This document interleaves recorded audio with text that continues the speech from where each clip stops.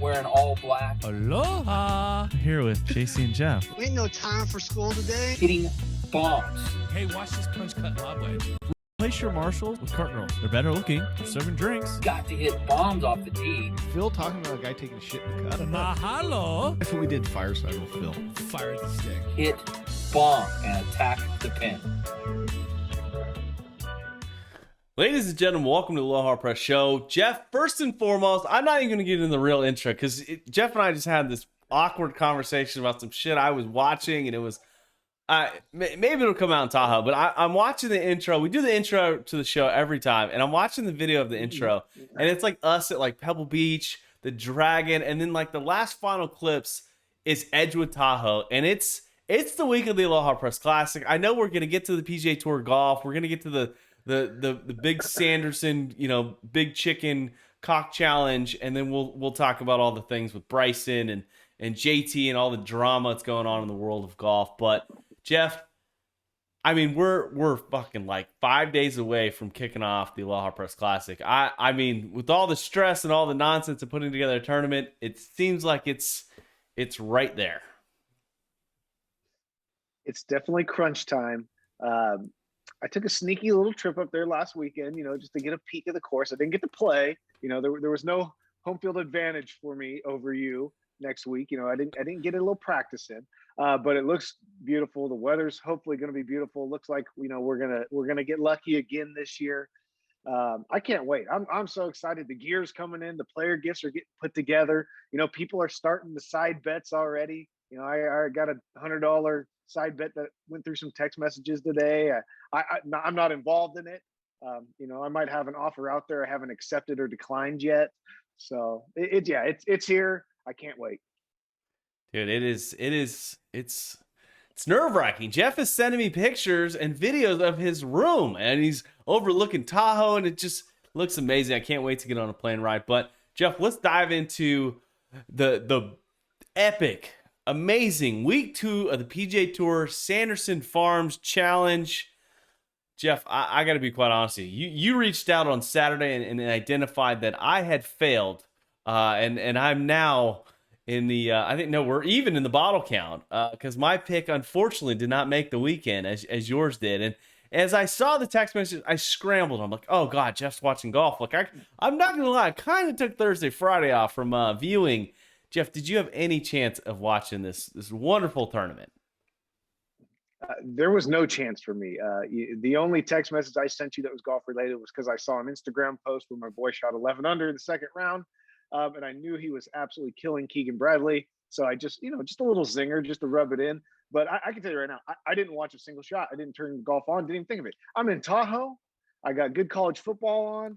I got cocktails and new bars I needed to check out and new little hot spots for some good eats. There was no golf. I didn't even think about betting on golf when I was at the sports book. It's the beginning of the PGA Tour season. We just don't have a lot of energy, a lot of focus. But I did tune it in on Sunday and realized we are not a statistic. I can't say that word. We're more of like the the Sunday afternoon fans of golf, because there was a long list of guys near the top of the leaderboard and I had no clue who they were. I'm a fan of golf. I'm a fan of golf of like the top 50 of the world. I can promise you that. And someone who broke the top 20, Sam Burns, gets it done at the in beautiful Mississippi. Goes out and shoots. Damn, scorecard changed on me. 22 under. Gets the victory over an oldie but a goodie, Nick Watney. If you guys aren't familiar with him, it seemed like a good tournament. Beat a lot of Corn Ferry Tour guys. Good for Sam. There was not a lot of big names. I mean, people probably knew Will Zalatoris more than they knew anybody else in that tournament. That's why I picked him. And he got me back even in the bottle count. Check it down. But here's the other thing. The PGA Tour rolls on this week, and they roll into the great state of Nevada. I mean, the same place we're going to be. We're dueling tournaments up there this week. I'm not sure who's going to get more viewership, but I can tell you what course is going to have more people drinking cocktails and maybe fist fights and a long drive contest. That's Edgewood Tahoe. That is Edgewood Tahoe for sure. I mean, we've got I want to touch one thing on last week's tournament. Sam Burns. Sam Burns' lady friend might make Hot or Not at some point in time in this near future, because when she came out to hug him, that was my favorite part of the tournament. I was like, oh my god, she's got this beautiful camo romper. I had to look up the outfit style, but keeping up to date with our style takes here in the podcast. I'm not going to give it away, but damn, she might be an 8 or a 9. It just was remarkable. I thought it was great television. Well, obviously, we know that she's hot. Then I didn't see her, but so what we're gonna have to do is we're probably gonna have to put her up against somebody else, Probably. and do like some type of a competition. Because obviously, if you're saying an 8 and you're calling out rompers, and that was the best viewership of the week, yeah, she's obviously hot. Yeah. I don't want to ruin it for everyone, but I mean, the last 5 minutes of the tournament were great. It was wonderful. It was like, oh, this paid off. I'm glad I got to listen to it for 3 hours of guys who have no clue. I feel bad. I feel really bad. Not that bad, because the big event this week it's definitely at Edgewood Tahoe. I can't imagine anyone tuning into the Shriners Open. I know they're raising a bunch of money. You got Kevin Nahn defending. You got Brooks Koepka going to be there. You've got Hideki. I mean, some decent players are showing up to this damn thing. But in raw reality, I mean, the main tournament's going to be at Edgewood Tahoe, where people are going to be smoking cigars, having cocktails, and really enjoying themselves. Hey, it's not that short of a drive, or maybe even a quick little helicopter flight for those guys to come join us on a Friday or Saturday night. Not saying they need to come play in our tournament, because obviously they'd steal the big grand prize from one of our loyal players. But maybe a little showing at the Friday night suite party, or the little cocktail party out at the fire pit bar Saturday night wouldn't be too bad. Come on, BK. Can you imagine just Friday night, like Brooks Koepka, gets a little twinger, or is nursing a hangover from Thursday night out at the tables, and just cruises up to Tahoe and just participates for 2 days, plays the Aloha Press tees, shoots a couple over and loses to some of our players. I can only imagine how frustrating that would be for him. I'll tell you what, ever since we did the tees for day 1 and day 2 last week, I can't stop thinking about it. I mean, I walked by the 8th hole, and I walked by the gold tees on my way to lunch on Saturday. You're at the goddamn road.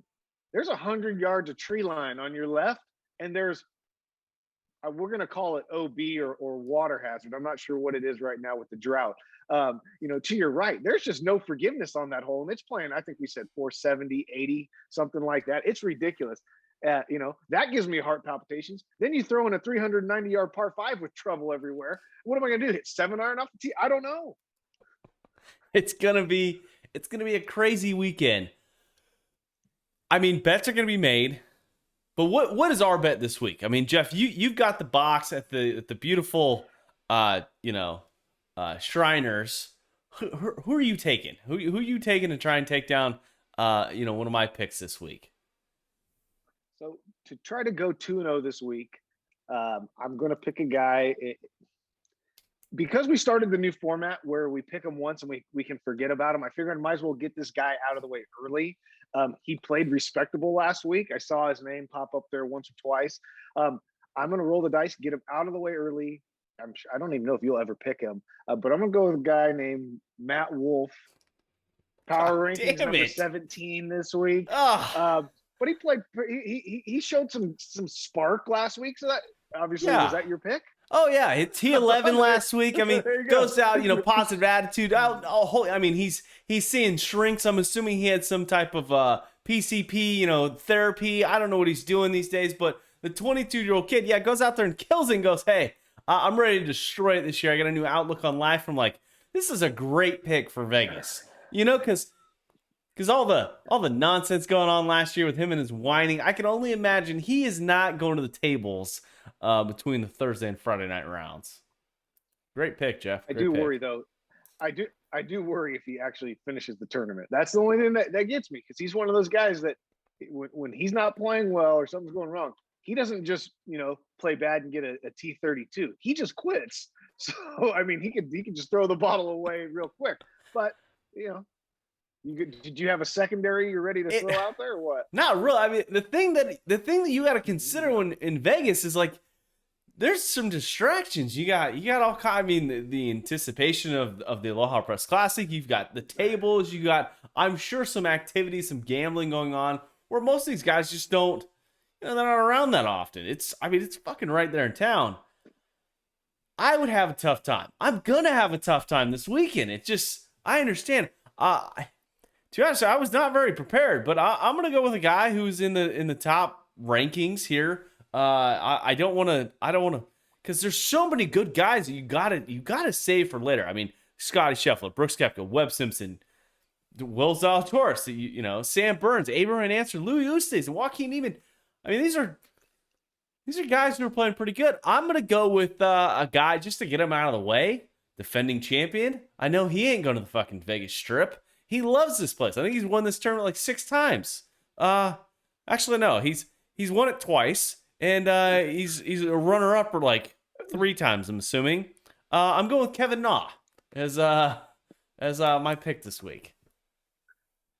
That's not a bad pick. You know, there is a lot of strategy, obviously, as we go forward in picks week to week. Because here's the thing: you see big names in this tournament, like Brooks Koepka, and you think, "Oh God, he's going to kill it. He's got 2 top 5s here, you know, and 2 tries. He's going to kill it." But you also want to save him for the major championships. You know, you got to take him in one of those, so you can't waste him on the fucking Shriners. You know, so there's some gamesmanship going on. Oh yeah, there's a lot of thought process because even guys like Louis Oosthuizen and Abraham Answer, I mean, you know, those are the guys who are going to compete in like WGCs where there's no cuts, that just the grinders out there. But then you know, you got a guy like, I don't know, like Sung J M, Corey Connors. Those are guys who could win in these no-name events that like not a lot of people are watching. You know what I mean? Like Kevin Na, this is an opportunity. Matthew Wolff, this is a clear opportunity for him to go out there on a very handicapped field, especially when you throw in Vegas. I mean, that's a one-stroke disadvantage to some of these guys who are, you know, made it to the last year's, you know, top 30 at Eastlake. You know, they're going to be spending some money. Hey, I'm going to tell you right now, South Lake Tahoe is about a 5-stroke disadvantage for guys like me when we go up there. That's before you even hit the golf course. Yes, it is a hair difficult. It's gonna be challenging. It's another thing that happened this week. Another non-winner. We wasn't even on television apparently. Bryson DeChambeau competing in the long drive world championship. I don't know what it's called. Qualified for this thing. I don't know how he qualified for it. I believe he finished out the top 8 out of a bunch of guys. Jeff, long drive contest for Bryson. Is this something that is good for the game of golf, good for long drive, and good for his overall like career when looking back, you know, 30 years from now? I do think it's good for golf. I mean, obviously it promoted that event. That's why he's there. But he showed up and he hit the ball fucking a mile. He won some of his heats. He made it to the top 8. You know, and think about those other guys that are all no-namers besides your buddy the Caveman who won. I mean, they're all pretty much no-namers, and they got a fucking major champion next to them screwing around hitting colored Volvic golf balls on a fucking AstroTurf field. You know, and Bryson, I tell you what, he wanted it. He had confidence and he had determination, and he had some what should I say? I'm not really sure, because there was a guy who went down. I think he blew his knee out next to him. Club flies, guys laying on the ground in pain. Bryson didn't skip a beat, right? He kept throwing down those golf balls and hitting them. It's obviously a dangerous sport. all I know is the guy who went down. Okay, no one actually saw it because you had to watch it on replay on YouTube. Okay, later after it was posted, I saw the pictures of the guy going down. He blew out his left knee. The person who had the heart attack had to have been Cobra, Bridgestone, Puma Golf, the PGA Tour, the U.S. Open. I mean, you're watching fucking Bryson swing out of his ass to try and win an event that has no putter involved. It just, God, if I'm sponsoring this guy on a TV-less event, I'm stressed out. I kind of felt like, because in between some of the really good college football games this week, it was on, right, on Saturday. and I wanted to watch it. Tune into the Golf Channel. It's fucking just a little talk show, but I felt like it was like a boxing pay-per-view match where they're not allowed to show it live unless you pay for it. So you just get the post-round fucking highlights. And that's what they would do with it. You'd see it after the fact when it'd already be blasted all over Instagram, or Facebook or whatever. So yeah, that was kind of rinky-dink about it. It was definitely rinky-dink. But the thing that was most rinky-dink about it was these announcers. It sounded like you and me on a podcast, like episode 2. These guys were talking over each other. It sounded like they had a bag of chips on the table while they were snacking away. One of them had to have been at least 7 beers deep, because he was just giving unnecessary knowledge about a guy who was way more analytical and who has won a major championship. This guy who was giving the detailed color analysis was just, you got to get to slot 11 or 4 or whatever the hell it was. You got to get in that power slide, really hit that sliding draw that, kind of just hits the ground and tumbles, from right to left. And I'm like, dude, you are giving no value to this besides talking over the guy who seems educated, but who had the biggest rock hard 6 to midnight boner for Bryson. Because every time Bryson screamed, this guy would fucking scream. Just lose. 406 yards from Bryson DeChambeau, and the guy next to him's like, "Shut the fuck up! You have 3 other guys hitting it as far as him, and you are just blowing your load all over your fucking TV set." Because I'm assuming you're announcing this via Zoom, because they couldn't afford to get you there live. I love the energy. God, it got me nervous. To be honest with you, I figured out where our strengths are, Jeff. If you and I wanted to compete against anyone in the golfing world, we might want to take on the fucking long drive contest, because you and I, we would kill it. Cocktails, just murder it out there. Hey, set up a fucking table and chairs in Tahoe on Saturday night when we get to going. Only difference in our long drive is we go bomb status. Fucking bomb. It's all carry. We don't play this fucking hard hooking, off the cement, off the cart path rollout shoot. You got to hit it in the air. It's all carry where we come from. It absolutely is, and that's we're gonna get to Saturday afternoon. I just could not believe. I just was dumbfounded by the 2 announcers that they selected. I was shocked. I was surprised. But what surprised me the most, Jeff, is the Twitter announcement, and I didn't. When did we start making announcements on Twitter? I know it's been going on for a while, but Justin Thomas comes out and goes, "Hey, my caddy has decided to no longer be with me after 6 years. I wish him the best luck. He's leaving, and I'm taking on Bones, Phil Mickelson's old caddy, NBC announcer, is taking over the bag for JT. He's done it a couple times in the last couple of years. Fuck, I think JT won at the WGC with Bones on the bag. Jeff, is this news shocking? Is it disappointing for the TV coverage? I mean, how should we play this? The way Bones was going, it's not disappointing for the TV coverage, because he was struggling a little bit towards the end of the year. I think now we know why. He just wanted to get it over with so he can get back on the bag. I mean, I don't think he could pick a better person. Him and JT are going to kill it. They're going to fucking kill it. Watch out for him this year because of that. But I'd like to know the backstory with his caddy. I think it's Jimmy Johnson. That dude's fucking legit. So did he retire, or did he just have enough of JT? What's the backstory? It's I don't have the backstory. I've got the tweet from JT, but I'm assuming his caddy, who looks about 65 years old, probably doesn't have Twitter, and or have the ability to make one of those announcements. I don't know. I think it was just something that I think he was just kind of tired of putting up with JT's shit, to be honest. It's like, fuck, this guy's made me a ton of money. Like, why not just kick back and relax? Maybe he's replacing Bones on the NBC, show. I can't imagine the information that he could share about JT and his beautiful language that he likes to use. I can't even imagine. I think it's good for golf. It's good for golf. It's good for JT. The broadcasts need to find help somewhere else anyway. And I'm talking about CBS, NBC, all of them, because it was a rough year, and I don't see it getting any better this year. I mean, you got John Wood on the leading, color commentating from the course, shot by shot. those guys have a tough job. Don't get me wrong. I followed John Wood. I think that's his name. That's what I was yelling at him when I was out at Eastlake. And Bones, I mean, they've Peter Maltby, whatever his name is. I mean, riding around on a golf cart, smoking cigs. Yeah, Roger.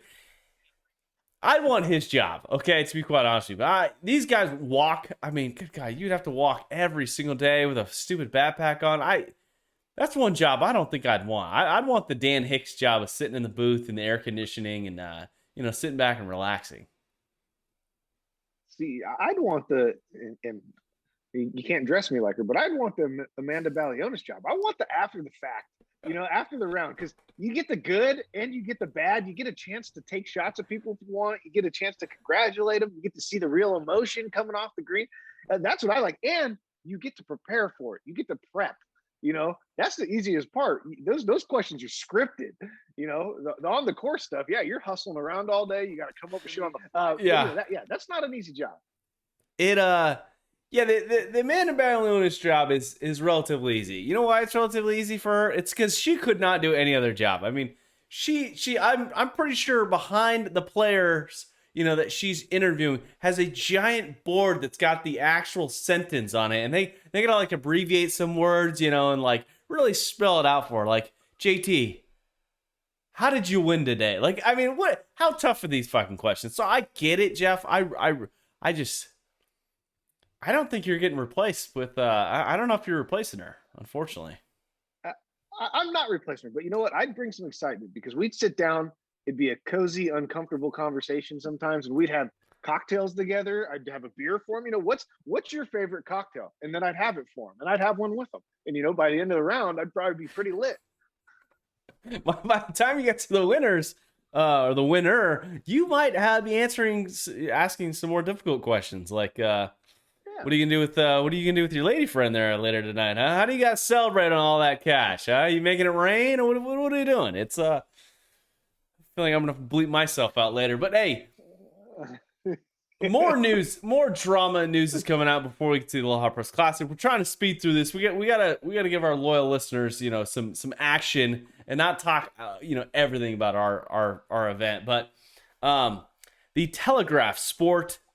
Okay, has provided us some details in regards to the European Ryder Cup team. Harrington, sometimes when English reporters write things in English, but in their own English, I can't understand a goddamn thing they're saying. It's it's best-lade. I just don't know what the hell they're talking about. Just you spell it out in American English, because this is unacceptable. Pretty much what their article says is Patrick Harrington, the captain of the European Ryder Cup team, pretty much had set out with a couple different pairings, and based on the golf balls that people were playing, they had to make some last minute changes. The goal was to have Lee Westwood and Paul Casey go out, and Matthew Fitzpatrick and Victor Hovland go play together in multiple Friday and Saturday matches. But they learned, like Wednesday or Thursday night, that because the players were playing a certain golf ball, okay, that they had to be paired with other players. Jeff, the European team, okay, got the shit kicked out of them. Why is this story coming up now? Why is this now a headline as the golf balls? Do the golf balls even fucking really matter? I mean, all four of these players play Titleist golf balls. No, and it's not time for excuses when you get whooped the way they got whooped. And I think the only time that you could ever really say, that the golf ball would matter in a format like this is if somebody's playing a goddamn Pinnacle or a Top Flight that they pulled out of the pond last week, and you're going to get stuck playing 18 holes with that.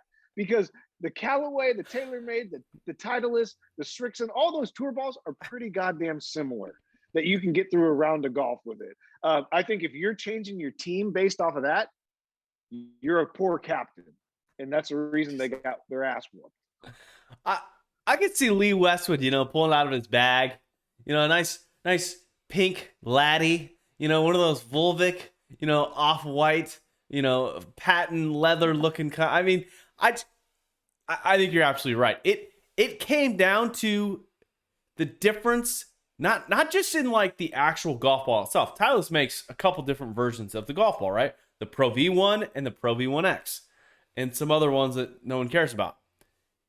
The difference in these two golf balls, these guys weren't playing different Pro V1 and Pro V1Xs. They were playing different years of the Pro V1. So some guys were playing the 2019 Pro V1, and the other guys were playing the 2021 Pro V1. This is insane. This is absolutely insane. It just, I don't want to use the R word, but it's ridiculous. Hey, all I know is I've watched you. You've played 17 different versions of a Pro V1 in the last year. You know, some go back to when the logo is completely different. There's not even a line on the ball to putt with. They still perform pretty damn good, right? Not good enough that Wednesday night you take teams and you just crumple it up and throw it all away and say, we're just going to go with who plays the same golf ball. What that just blows my mind. And yeah, Patty Harrington, as much as I like him and I gave him props before, that's just dumb. That's just dumb. And it cost your guys probably. It just hearing this story is absolutely ridiculous because I was out recently. I started the round with a Pro V1. Okay, probably the 2016 version. Okay, I ended up finishing the round off with a good old Kirkland. Okay, it's they spun the fucking same, right? Good God, these PGA Tour players are a bunch of fucking whiners. This should be a non-story. This should be a non-thing, and it just sounds like a lot of excuses. And I would have loved to ask this question when the USA team was celebrating their victory. If Bryson and Brooksy were fucked with the different types of golf balls. Like, don't get me wrong. Like, if Bubba Watson was on the team and he pulled out that stupid yellow Pro V1, I'd be like, sorry, bro, we're not playing that fucking golf ball, okay? I'd paint it white. You're right. Okay, if you pull out a yellow ball, you can't be on my team. And if you pull out a Kirkland, because I know you said you finished with a Kirkland's, they are not similar to a Pro V1. Maybe on the spin and the softness, but those balls go about 15 to 10 yards shorter off the tee. Yeah, I mean, hey, they're a good price, but they do not perform.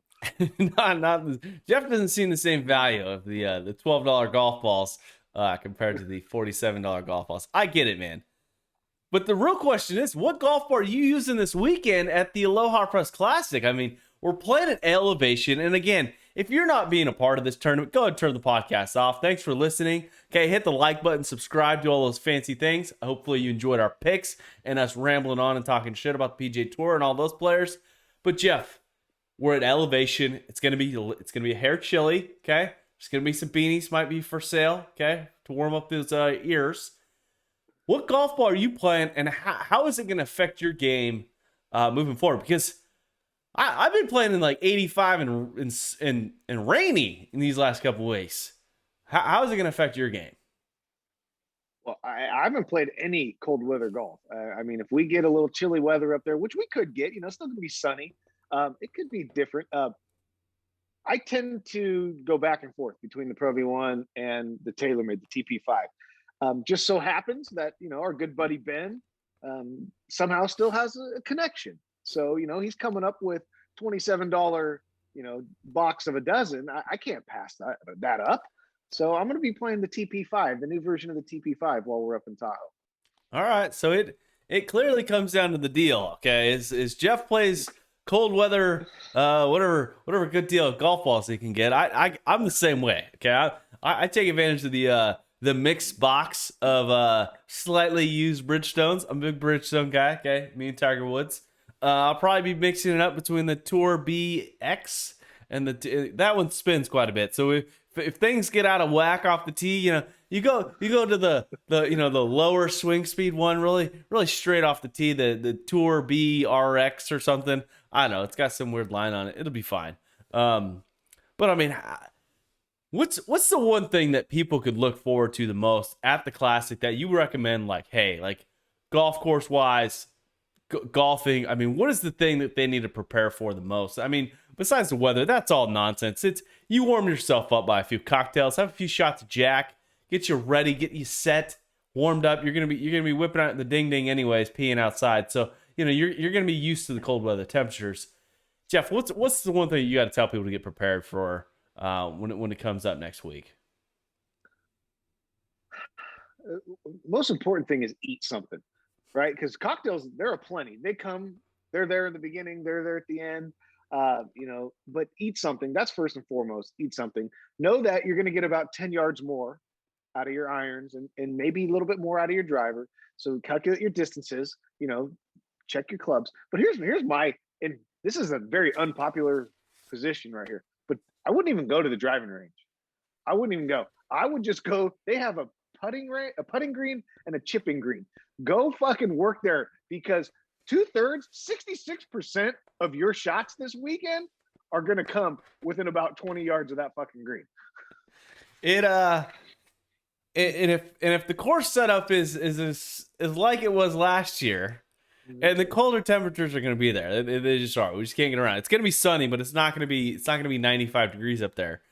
And it again, I think I gave the advice last year. Just if you want a few days to prepare of the green speed, okay, take your putter, a few golf balls, okay, maybe a ping pong ball, and go practice on your fucking kitchen table, okay? That's all you got to do, okay? Because it's going to be lightning fast. If you want to learn how to chip on concrete, chip from your front yard and try and stop it on your driveway, because that's what it's going to feel like. You're going to need to be so accurate and so precise with those wedges just in and around the green. I mean, there's going to be points in time where you're going to have to chip it into the rough just to slow it down enough where it just lands on the green and trickles out to the hole, because they're going to be pushing these greens to I don't want to say major championship speeds, but they're going to be fast. They're going to be really fast. Well, and take notes. I know it's going to be tough to remember things. After day one, you might have one too many. You're excited for the long drive, whatever it may be, the Saturday night cocktail party. But take notes, because majority of these greens have big slopes or bowls in them. And you might want to know where they're at, because you can hit what you would think is a great shot, and you've got no chance but to 3-putt. A 3-putt's good sometimes. It really is. It's because you're going to be putting because there's like sections of these greens that are just a nightmare. And for whatever reason, Edgewood Tahoe loves to play 5.5-hour runs of golf, because they put them in pin spots that Jeff and I would put them in. We're like, and Jeff and I are occasionally very overconfident with the accuracy of our iron shots. Of course, we're going to be on the left side of the fairway here, plenty of green to work with. We're gonna stuff that pin in that back right in that little bowl. And it's not even going to be a bowl. It's going to be a reversible bowl. It's going to be the bowl like that you flip over, okay, on its end upside down, and you're going to be putting to the top of it. It's going to be amazing. Talking about notes, Jeff. I took some notes. I carry these notes now with me to try and play a little bit better golf. Just to give you a little heads up. Warm up body. Don't go out there just cold blooded. Okay, let's have a few swings, putt a few. Okay. Start with some putts. Work on your short game. Okay? Chips, maybe out of the bunker. Okay? These bunkers in Tahoe are different. Okay? If you play, some of these local golf courses where they like to fill their bunkers with dirt, it's going to play different out of the sand. Okay? You might need to take a 56 or a 52 and get a little chunk and run going. Head to the range. Figure out what the fuck you're doing, okay? Because the last time Jeff and I played this goddamn golf course, I was hitting an 8-iron about 180 yards, and he looks at me and goes, "Hey, dipshit, we're playing at elevation." I go, "Oh, fuck, damn it, god damn it." Just had no clue. So take some notes of the golf course, your actual game. Get there on the range a little ahead of time, because the damn range balls are free, okay? I mean, they're not free. You paid for them, but But at the same time, don't go out there and hit fucking 200 range balls, because at elevation, you're going to be fucking wore out. Well, what's going to happen. I saw that happen last year, Oh, yeah. And I even took it the fucking second day because I couldn't find the goddamn club face. I had to keep hitting them until I could hit one straight. But maybe you'll start a fucking calisthenics class out there in the morning and get everybody loose. I mean, do some stretching, maybe to go on a little short jog to see where the pin placements are. Maybe where Jeff and I set up the golf course, because day 2 is longer than day 1. Day 1 is going to stretch out to 63.97. Okay, just a hair under 6,400 yards. Keep in mind it's a par 72.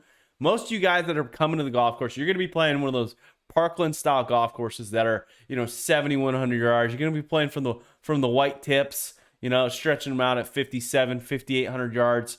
This is going to be a little bigger, but you got to take into consideration the elevation. Day 2 is going to stretch out even just a hair farther, 53 more yards, 6,453 yards. Jeff, is there a couple holes on day 1 that, looking back when we picked out the actual tee placements, that you thought, oh God, this is a hole where you got to make par or birdie, because some of those double handicappers, those high handicappers who are getting a couple strokes from you, are going to make an easy par?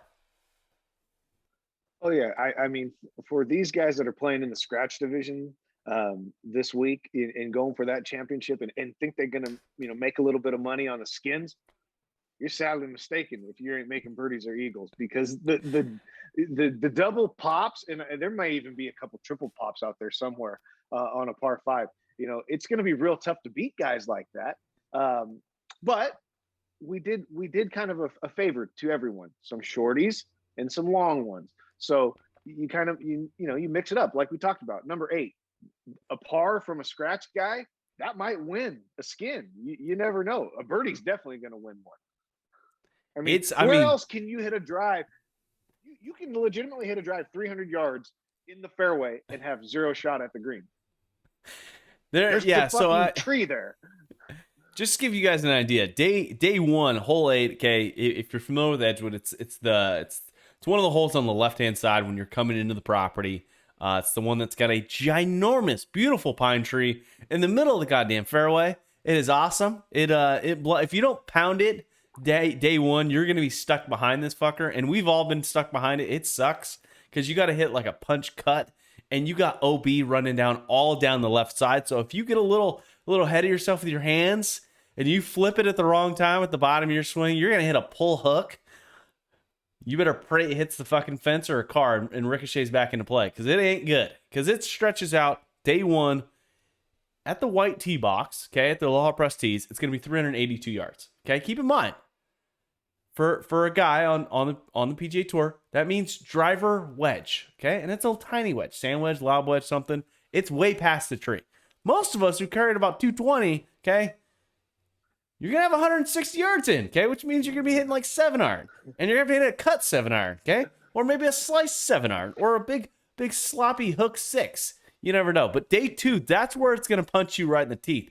It's going to punch you in the teeth because it's tree lined. Right off the tee. Jeff brought it up earlier in the podcast. 100-yard tree lined. Okay? Over like shit. Okay? It's just like weeds and pine cones and bare shit. Stretches out to 466 yards, par 4. And we're not even considering, we're expecting the wind to be in about 3 to 5 miles an hour. If it kicks up to 40 miles an hour, that hole might be 650 yards long. Hey, I tell you what, though. It's fair. It's fair for everyone. There's a lot of gettable holes. There's only a couple of tough ones. And then the rest of them we're playing very average, very white tee, for the majority of both rounds. So yeah. It's definitely, I think it's an easier setup than last year. I'm going to agree with you, because just to give you an idea, I mean, hole 6, downhill, par 4, shorty, okay? It really brings the water in on the tee shot, but it's only 390 yards, short par 4. And again, even on the back 9, you're looking at, hole 12. We're going to be playing from the ladies' tee, red tee box, okay? Usually an incredibly difficult par 3. It's going to stretch out to 127 yards day 1. Day 2, you're going to hate life, because it stretches out to 167 yards, and you got to hit it to a spot that's about 4 feet wide on that green, because the damn thing is like it's like a hot dog sitting up there, like a hot dog in a bun, just sitting up there in front of or behind a bunker. But the hole that I want to talk about the most, Jeff, it's a hole on the front 9, day 2. And you mentioned it earlier. It's a par 5, hole 4, 378 yards on day 2. Jeff, what the hell were we thinking? We have a par 5 that's 378 yards. And keep in mind, this particular hole, Day one's going to play 520 yards, and it is tight. It is not this. It's not the widest hole in the golf course. Jeff, what the hell were we thinking? We minused 150 yards off this hole between day one and day two. Well, I know exactly what we were thinking. We were thinking we've got 37, 38, 39, maybe 40 golfers. Hopefully we get to that number coming up there that are going to get a legitimate chance to make an eagle. Some guys have never even made an eagle in their career of golfing. We're going to give them a chance. I hope there better not be one single guy in the field. I know I joked about it earlier, hitting the 7-iron off the tee. There is no time to lay up on that hole. We didn't put it at under 400 yards for a par 5 for you to lay up off the tee. I'm going to tell you that right now. Hit your driver. It's tough. It's out of bounds left. It's hazard right. It's bunkers down the left, trees to the right. It is not easy. Reward. You're going to have a short iron in to what is, a pretty big green. There are some bunkers around it, but it's a pretty big green. You got yourself a chance at eagle, a 2-putt birdie right there, coming off a par 5 before that hole. Number 3, you got a chance to get your round started just right. But you could also go hit 7-iron, 6-iron off the tee and play it safe and make your par and call it good. I hope I don't see any of that. The beautiful thing about the Aloha Press Classic is this, and it's one of my favorite parts. You will never play Edgewood Tahoe 2 different days in a row that the golf course is exactly the same. The thing that I hate about multiple day golf tournaments is you're going to play the same tee box day in and day out. This hole scares the living shit out of me, Jeff. It scares the crap out of 378 yards. You know what that means? You know what that means for the guy who hits it 220, 240 off the tee? Maybe 250. He's going to hit a sprinkler and get out to 260. That's going to scare the shit out of him. I guarantee it's going to be a 3-shot hole because he's going to chunk hook one, okay? Scared to death. He's going to have driver pitching wedge, okay? And an opportunity to make an eagle. And it's going to be the first, because no one will ask you how long that hole plays. Okay. They're going to ask you, what'd you make on it? If you say a 3 and that starts trembling in those hands of yours right before you hit that second shot, people are going to lose their mind. I guarantee the guy who makes a 4 on that hole, that's a high handicapper, probably is going to win the tournament in the net division, because that's where the nerves are. That's what scares the shit out of people, because it's the things that people have never done before. Jeff, I've had 2 eagles. I've never putted for an eagle, okay? Which means the first 2 eagles were fucking pretty lucky. Okay? Well, yeah, you're right, and I've witnessed both of those, and they were fucking unbelievable shots. But another thing, like you said, nobody's gonna care how long the hole plays when you tell them you made an eagle, when you made a 3. But I'll tell you what, that's also going to probably put some money in your pocket, because we're paying out thousands of dollars. I don't know how many, $750 a day just in skin money, something like that. So, that's money in your pocket right there. On top of it, just think of that. You could be 4 holes into your tournament, just starting your weekend off, and already have cash in your pocket. Or you could start off your first 4 holes, because keep in mind, we're skipping over these holes and stuff. Day 2. Just keep in mind, you're leading the tournament. Day 2, you start out par 4, 343 yards. Hole 2, par 4, 362 yards. Hole 3, par 5, 575. Hole 4, par 5, 378 yards. Jeff, I could see a high handicapper literally being 5 under, okay? 6 under, 7 under. These first 4 holes. And having to go through the rest of the tournament explaining why they had to go to the pro shop at the turn because they lost all their fucking golf balls. Because hole 5, 188 yards. Hole 6, almost 400 yards. Hole 7, 149 yard par 3, no big deal. And then you get to that, that freaking donkey kick to your nuts at 466 yards. And then you go to the par 4 ninth at 380 yards, and the wind is going to be chirping off the lake there. Jeff, I think there's some great opportunities. But I think the best opportunity where you're going to see the nerves really set in, where you see the true winners of this thing. Because, again, we're paying out net and gross, first through third. I mean, we've got I think we have almost $1,900 that we're giving away to the winners. Plus, they get some hardware in the sense of some of the some of the rope chains. Not going to give away too much, but that back nine,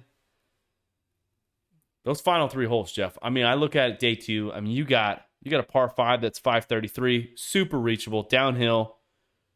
Hole 17. We haven't even talked about hole 17. I mean, the signature hole at Edgewood. It's on the lake. Day 1, it plays 140. Day 2, it plays 107 yards. How much better can that be? Hey, we talked about this. We talked about it last year. We wanted to set it up for fireworks, right? And that's what we've done this year. It is gettable, no matter if it's windy or not. But the one thing about Edgewood is there's really no gimme hole. There's always a little bit of danger. There's always a little bit of trouble. There's always that chance for a big number. So just because it's gettable and you're coming down the stretch, the nerves might get the best of you. There's still a fucking, we like to call it the ocean. It's the lake. It's a big ass body of water out there. Balls still end up out on the real beach somehow. Balls still end up in the trees. Who knows what can happen? But you could also go, birdie, birdie, birdie, maybe mixing an eagle and just come back and make up 3 or 4 strokes. Because, I mean, just hole 17. I mean, hole 17 and 140 yards day 1. It could be a 9-iron. It could be a pitching wedge. It also could be a 5-iron. Okay? It could absolutely, you get a little later in the day, gets a little choppy, a little wind. It looks like you could surf out on Lake Tahoe. I mean, Jeff, I've hit as much as 5-iron there. From the white tees at 140 yards away. It is remarkable. I can't imagine on day 2 at 107 yards what you could be hitting. You'd be hitting a 7-iron from 107 yards. It seems like more. It's like it might be playing more like hole 7 at Pebble Beach. Well, I think that hole is going to be, if it's windy and it's blowing like it did on Saturday last year, I think that hole's tougher from 107 yards than it is 140. Because you can't hit your traditional wedge. It gets up in the air, it's going to go 50 yards. So you can't do that. You got to knock something down. And sometimes when you knock something down, if you pinch it right, it's going to spin like a motherfucker, right? You're going to zip it right off the green. So you got to go long. Then you take the chance of putting it in the back bunker. It's not an easy shot. You might be chipping a little 5-iron up there. It's nerve-wracking because that wedge you hit, you knock it down a little bit. And the damn thing somehow misses all the wind. And it goes 140 yards. You go, oh shit. I mean, advice for the guys. I mean, we're starting at 11, tee times through 12:30. Any recommendations for the morning time when it comes to the preparation? Is there any activities that you recommend? Maybe in Tahoe, maybe at the golf course? Something where you've had a little experience at. Well, I'm going to say this now. Doesn't mean I'm going to do it. I'm going to try with the 11 o'clock tee time. That's huge, right? Because that's not having to get up at 7 like last year. So I'm going to try to mix in that exercise, a little bit of exercise, whether it's a jog, a trip to the sauna, maybe a soak in the tub, something to get you going, warm you up a little bit.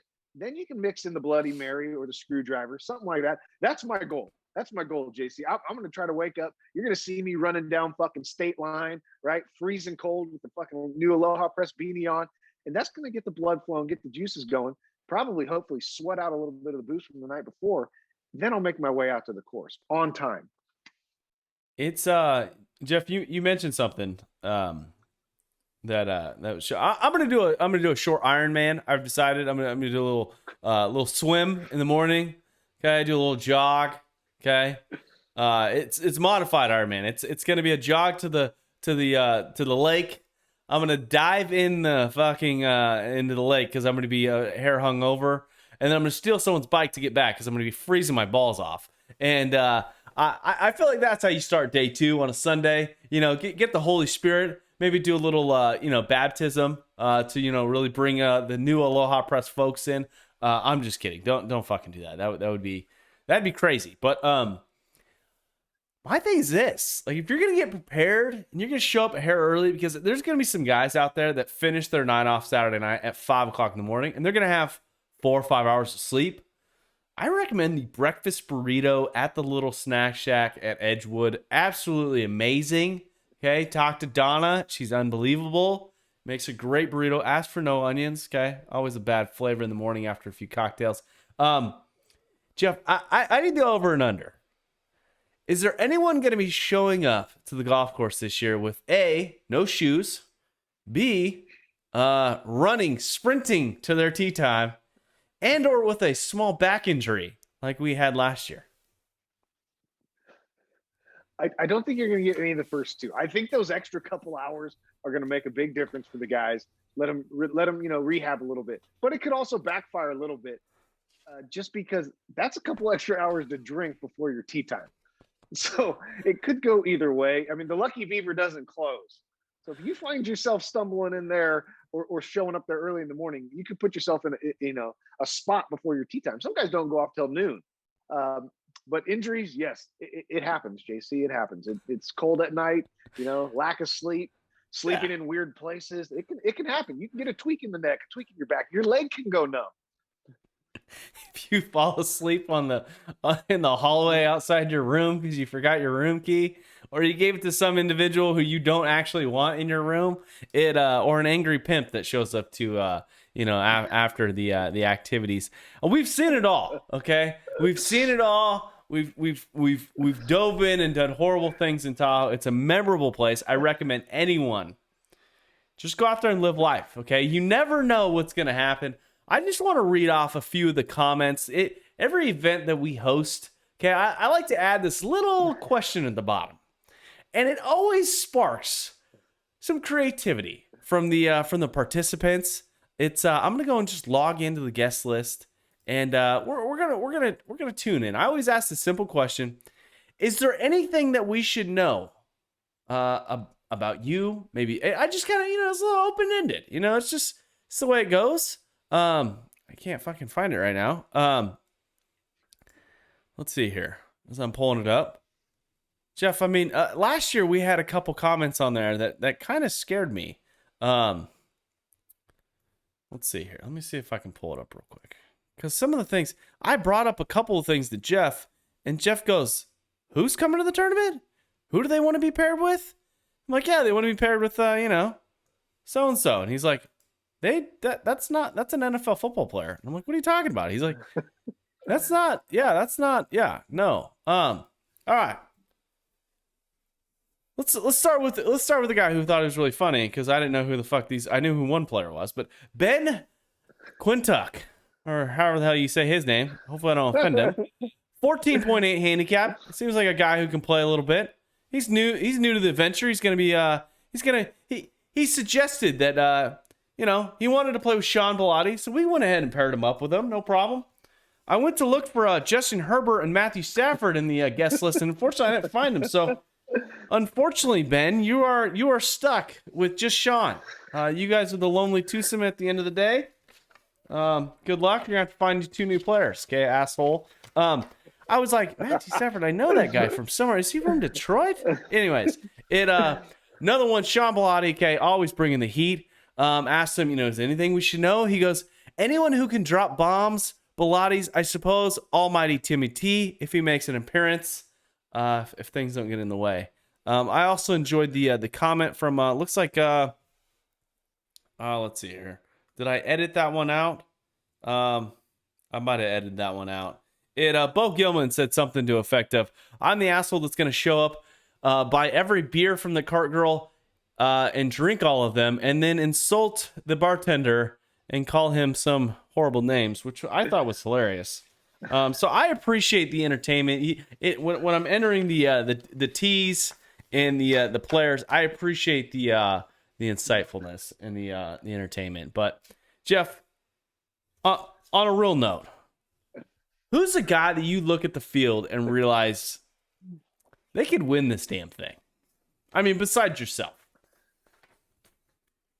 Well, here's the thing. There's one guy that stands out that's obviously going to come up there and probably kick all of our ass by quite a few. And he's playing in our group this year. So we're going to get to witness this firsthand. We might have to pull out all the stops, shots, flasks, you might have to lace something, throw something in his drink. I don't know, because that's about the only way we're going to stop this guy. And that's Ryan Thornberry. This is like a foregone conclusion, right? I'm just happy we got the real chain back. That was a struggle. That was fucking last second UPS overnight to get that chain back, because we got to give it to the winner this year. So yeah, I mean, if I had to put money on it, if there was a sports book, if Barstool was taking this bet, it's going on Ryan Thornberry. Backstory: Ryan Thornberry, amateur player, regained his amateur status, because if you don't have amateur status, that means you were a professional golfer at one point in time. Okay, the guy played. He played in multiple tours. He played, I believe it was back in the Playboy Tour, Pepsi Tour. I can't remember what the format was. He played on the Canadian Tour and even qualified for the Web.com Tour, which is really impressive. Unfortunately, he had some things just not go his way, and he had to end his professional career. The guy went out, shot 75, 60, 65 last year. Shot 75 on a golf course that he never played and had no clue where anything was, and 40-mile-an-hour wind. So look out. This guy has been preparing. He was rather pissed that it was a net championship. He was, I don't want to say he was pissed. He just, he played the best golf. He was the best golfer up there last year. And definitely he would have taken home the chain this year. We're having two different groups, gross and net. If I had to put money on it, I want to see it in person. That's why we put him in our group. I mean, the guy is absolutely incredible. I mean, talking about like preparing yourself for a golf tournament, the dude spent like literally 15 minutes at the actual range and spent the rest of the time putting and chipping. It was impressive. I'm like, why is everyone at the range, and what is this guy doing? So I went on, I'm like, what are you doing? He's like, I'm just, getting ready. And I'm like, I feel like you don't really want to talk to me right now. I feel like you're preparing yourself to go out and shoot 65, and one of the most challenging golf courses I've ever played in my life, where I shot, I think, 105. So yeah, I'm looking forward to seeing his action for the handicap division. Okay. Or we call it the duck, the duck division. What guy that you see, okay, who can make a charge, not only can do it day one, but also put it all together day one, day two, and include some of the activities? Because the thing that I look at when I look at this list of high handicappers, and don't get me wrong, we've got guys from anywhere that's pluses. Okay, we've got, Jeff Pilates and Ryan Thornberry, okay, are both plus 1.5s. You've got guys that are all the way up to 36 handicaps playing this event. Is there anyone that you see on this list that go, oh shit, like that guy can get hot for 2 days? I do, and I got a lot of history with this guy. And I only think he can pull this off if those 36 handicappers and those 20 plus, big time double digit guys putt everything out, because, that could be the difference right there. And the reason I say that I'm going with this guy is because I'm seeing him come in at a 6. I just watched him go under par the other day, beat me for the first time in a long time. And he probably would have won the goddamn tournament last year if he didn't have to play the 6th hole, because the 6th hole got him with like a fucking 10 and like a 7. And that would have put him right up there in the money. And that's my brother. And it's hard to say, because he's a guy, he has a lot of pride. He wants to play in the scratch division. But he's going to go with the 6 handicap, and I think he's going to take home the net championship. The thing about the scratch division is there's truly like a handful of guys, and unless those handful of guys actually get annihilated Saturday night, because one of my goals in life is to make sure I beat some of those single digits. That's my goal this weekend for the gross division. But you're right. I mean, Brian Vlade, 6 handicap. It's going to be incredible. If his game is right, he's one of those guys who will get up in the morning and go for a workout. He's not going to get out of control up in Tahoe like a few of us have. He usually is the one that's restraining other people from making poor decisions. I believe I was one of those individuals at one point in time. I'm going to disagree with you. I think he's got a great opportunity, but as I look down this list, I've heard a rumor. Okay. And it was a guy we mentioned earlier. Okay. Who might have partaken in some activities last year.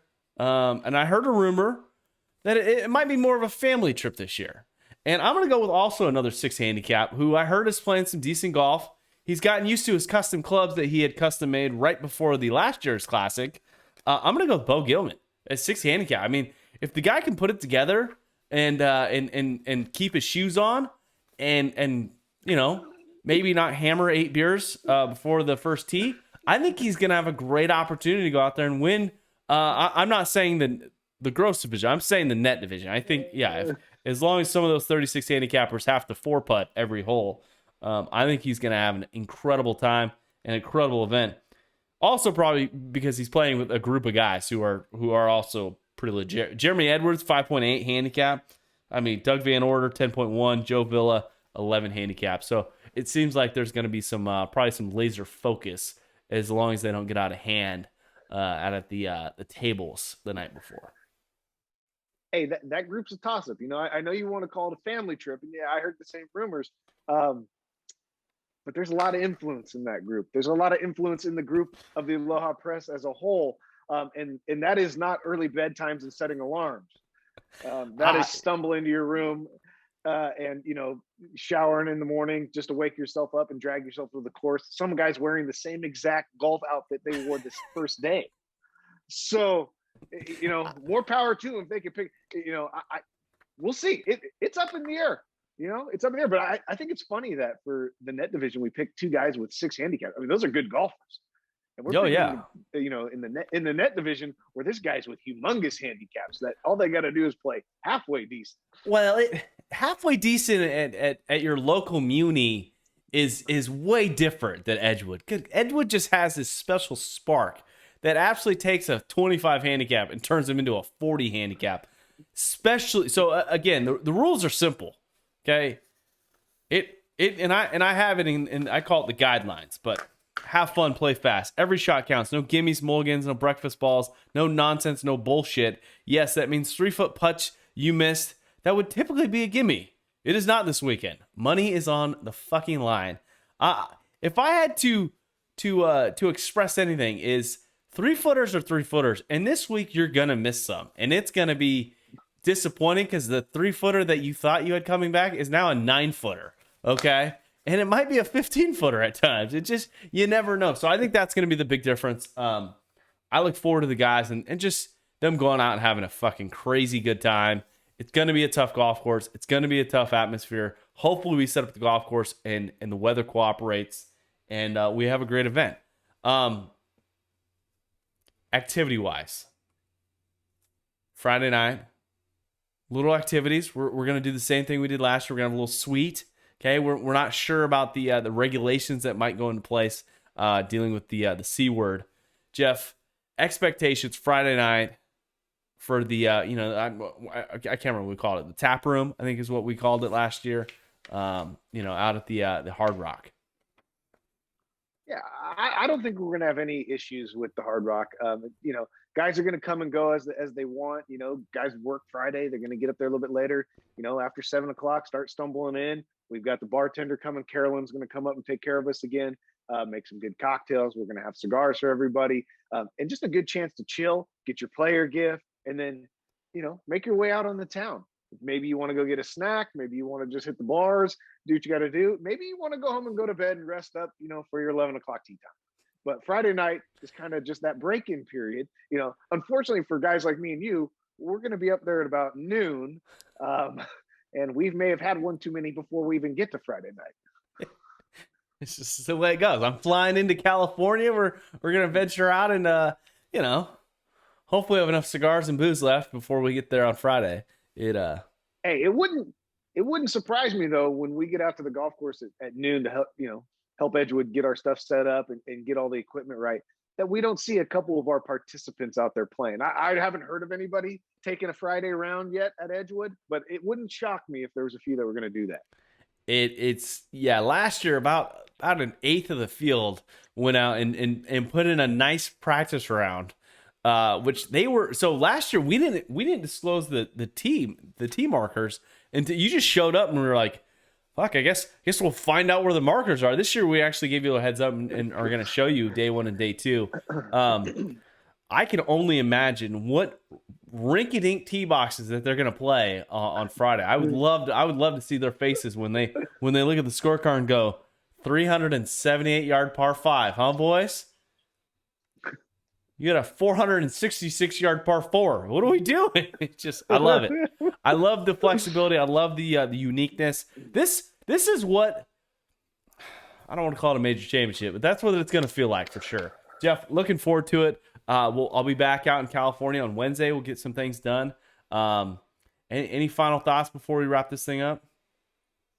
Yeah, hey, just know that no matter how bad you're playing, you're going to have a good time, and you've always got a chance to make money. That's the fairest thing about this golf tournament, is that the guys that win the skins aren't the best golfers. They're not the guys out there shooting the best score. We got guys that pull one or two good holes out of their ass this weekend, and they're going to go home with cash. So anybody can win money. We got 6 closest to the pin prizes this year. We've got 3 each day. We've got a long drive prize. So there's ways to make cash. And you know what? You might even be able to make enough to pay for your entry next year. There's a good chance. We got a lot. I think we got close to like $4,500 that we're giving away this weekend. So, which is incredible. I never thought that would happen. We were, I don't want to say we were cheap last year, but it was fun. We didn't know what the hell we were doing. So this year we had some sponsors step up and really, really help us out to make this thing happen and be able to give back in a very special way. Before we leave, long drive, if you've got no chance, okay, at the actual title of gross champion, net champion, you're not looking at any hardware, but you want to put some cash in your pocket. Any suggestion for the long drive contest that's going to happen on Saturday? Pure carry, anything that guys should be practicing this week in anticipation of the long drive? Yeah, I don't know.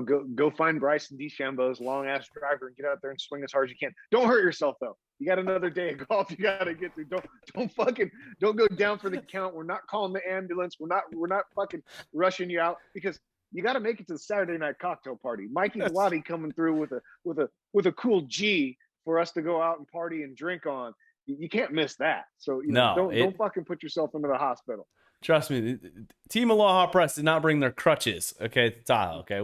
We're not, if you blow your knee out, okay, you're not getting a refund on Sunday, okay? You're going to have to play and partake in some of the activities. I am looking forward to the long drive contest. I went out and, tried to speed train.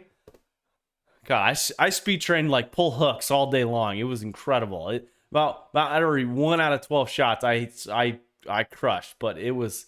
we'll see. I'm looking forward to that because the pressure is going to be on. I look forward to the little close to the pin contest that we're going to throw out there, throw some cash down the line out at the range, which is going to be fun. So with that being said, guys, if you guys got questions, comments, concerns, reach out on social media, jc@thealohapress.com, or you can reach out. I'm sure if you're listening to this, you've got our phone number. So really appreciate it, guys, and we'll see you Friday night. Hey, and Friday night, hit us up. If you don't get the text message, we're going to send out group texts, emails for the room number. Make sure you get your ass up there, get your player's gift, have some drinks on us, cigars, and just have a great time. Absolutely. All right, buddy. We'll see you here in a couple days. All right, brother. Wearing all black, Aloha! Here with JC and Jeff. Ain't no time for school today. hitting bombs. Hey, watch this punch cut lob wedge. Replace your Marshalls with cart girls. They're better looking. They're serving drinks. Got to hit bombs off the tee. Phil talking about a guy taking a shit in the gutter. Mahalo! That's what we did fireside with Phil. Fire at the stick. Hit bomb and attack the pin.